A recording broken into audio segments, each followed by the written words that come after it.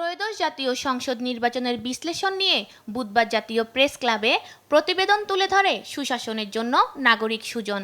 সংবাদ সম্মেলনে জানানো হয়, সার্বিকভাবে এবারের নির্বাচন ছিল শান্তিপূর্ণ, তবে কিছু আসনে সহিংসতা ও ভোটারদের প্রভাবিত করার মতো ঘটনাও ঘটে। নির্বাচনে জনগণ যারা ভোট দিতে চেয়েছে তারা ভোট দিতে পেরেছে এবং মোটামুটি শান্তিপূর্ণভাবে হয়েছে। কিছু কিছু ক্ষেত্রে কিছু অসঙ্গতি ছিল, কিছু কিছু অশান্তি সৃষ্টি হয়েছিল। তবে প্রায় 2 ডজন ঋণখেলাপি এবং দ্বৈত নাগরিকত্ব ত্যাগের প্রমাণ না থাকা সত্ত্বেও অনেক প্রার্থীর নির্বাচনে অংশ নেয়াকে নির্বাচন কমিশনের বড় ব্যর্থতা হিসেবে দেখছে সুজন।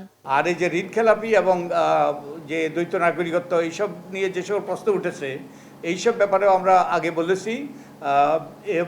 এই ব্যাপারে যে নির্বাচন কমিশন যদি আমাদের সুপারিশগুলো আইনে অন্তর্ভুক্ত করতো তাহলে এগুলো এড়ানো যেত।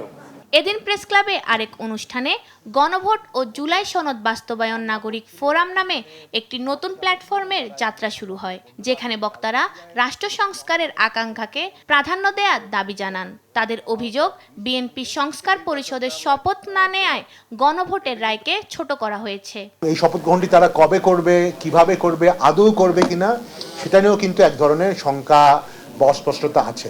তো সেটা নাগরিক হিসাবে আমাদেরকে আসলে শঙ্কিত করেছে। বাংলাদেশের মানুষের আকাঙ্ক্ষাটা হচ্ছে ভাই পরিবর্তনের আকাঙ্ক্ষা। সে চায় যে আগে যে অবস্থাটা চলছে সেটা আসলে চলতে পারবে না, সেই আকাঙ্ক্ষার থেকেই কিন্তু এই নির্বাচনটা হয়েছে। সুতরাং আইনের বা এই ধরনের এক্সকিউজের ভিতর না থেকে ওনারা আসলে এই সংস্কার বাস্তবায়ন করবেন, এটাই হচ্ছে আমাদের আকাঙ্ক্ষা। এ সময় ক্ষমতাসীন দলকে জুলাই সনদ বাস্তবায়ন প্রক্রিয়া স্পষ্ট করার দাবি জানান নাগরিক সংলাপে অংশ নেয়া ব্যক্তিরা। এই রাজনৈতিক ব্যবহারের যে ফাহমিদা হাসান জুথি, দেশ টিভি, ঢাকা।